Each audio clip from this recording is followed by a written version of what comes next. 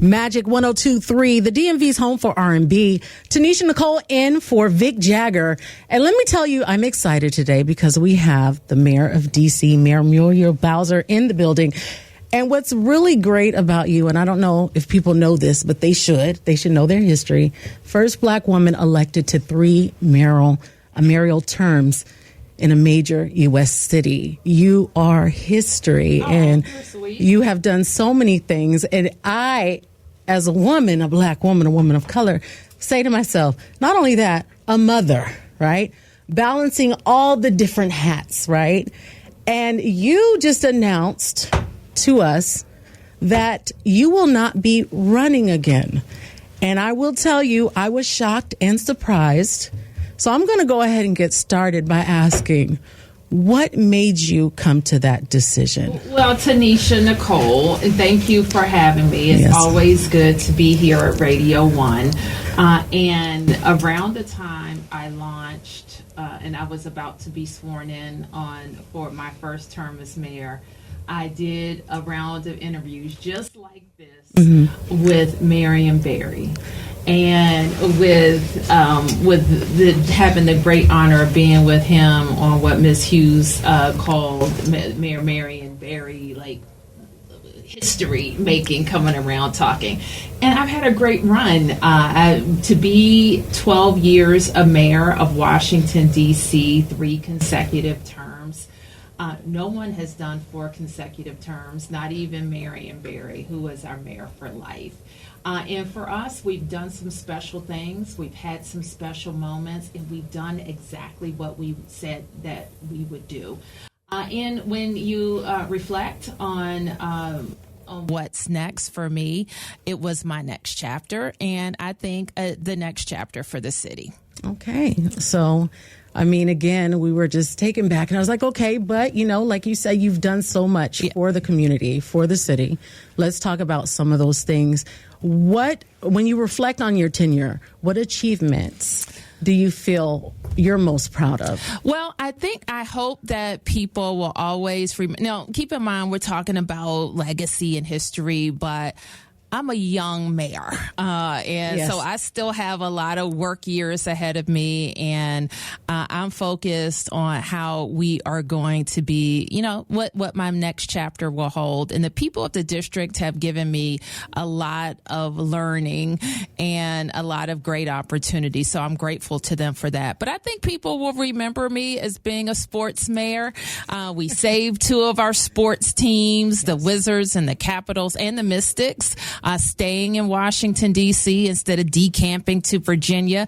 We're bringing our football team back, and nobody thought it could be done, but we got 180 acres on the Anacostia, and we're going to open a world-class stadium in 2030. We're bringing the NFL draft. So we've done some big things in sports. I think people will remember me as a housing mayor, that we kept a promise to close DC General and open short-term family housing that took families out of homelessness and into housing, and we built 36,000 units.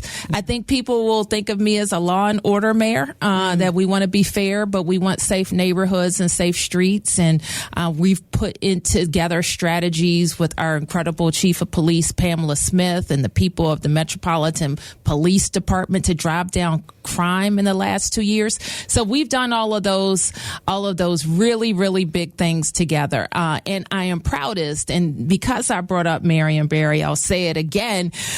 We've done more for Ward 8 than any mayor in the history of the district. When I think about the $1 billion that we've invested in St. Elizabeth's alone, opening a practice facility, and just this year, a brand new hospital, driving down unemployment across Ward 7 and 8, I know for sure that we've done the things that we said we would do. You know, you said a lot, and it's because you have done a lot. And one of those things, can we shout out the Commanders? Yes. 8 weeks of losses, but guess what? They took the Giants out 29-21. It's always good when we beat New York. Yes, it's always good. But one thing, as I'm listening to you reflect, You're about the people. You've always been about the people.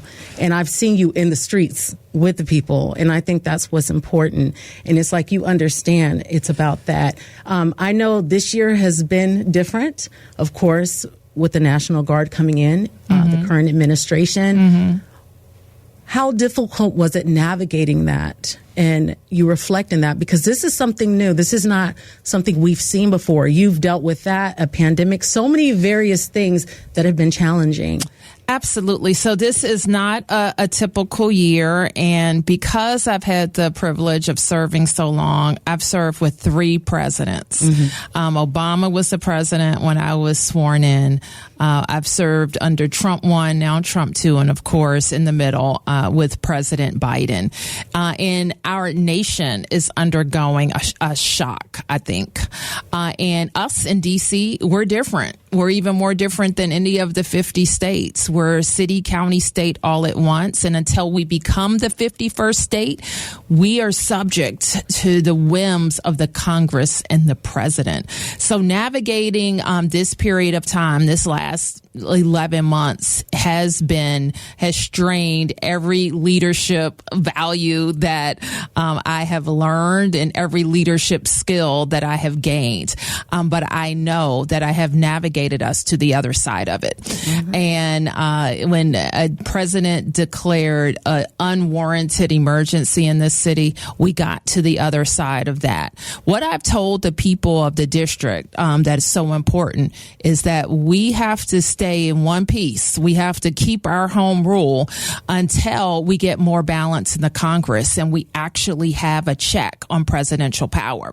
What I see with the most recent elections, the midterm elections, New York City, New Jersey, Virginia, and even some of the congressional races, is that's what it looks like is happening. So by next year, we may have a Speaker of the House, Hakeem Jeffries, and a real check on presidential power. And my job this last 10, 11 months has been to make sure we're in one piece when we get there. Okay. because I know we got to wrap it up here, but I want to know, what lessons have you learned as a mayor that you believe the next generation of city leaders should take with them?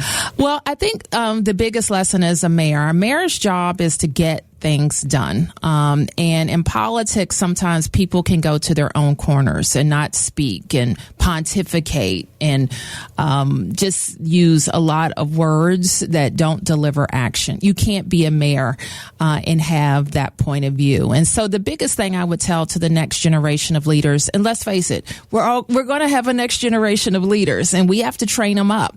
And one of the big things that I would recommend to them is to pull people together, not separate people. And when you are mayor, and I've been a mayor that is gone straight down the middle and have been candid about what our city can do and should do and what our city shouldn't do. And it's important to tell the people the truth, have a vision, have a big vision, but deliver for all the people as fast as you can. Well, listen, your term is not done. We got to run through the tape. Yes, 12 more months. Yes, and we look forward to seeing what you continue to do for this city. We appreciate you taking the time out. Thank you. And again, thank you for being an inspiration. Again, like I said, I'm biased. I'm going to say, as a woman of color, to see a woman within your position. And I know that wasn't easy. Thank you. And I think there's certain things that we got to show grace in certain aspects because we don't know both sides. And one thing about being a black woman, we already know that there is a struggle. We have a concrete ceiling and not just a glass one. And for you to chip away at that, I appreciate you for doing that for my daughter. Thank you. My daughter's daughters. Oh, thank you. Appreciate you. Thank you. Appreciate you. Thank you.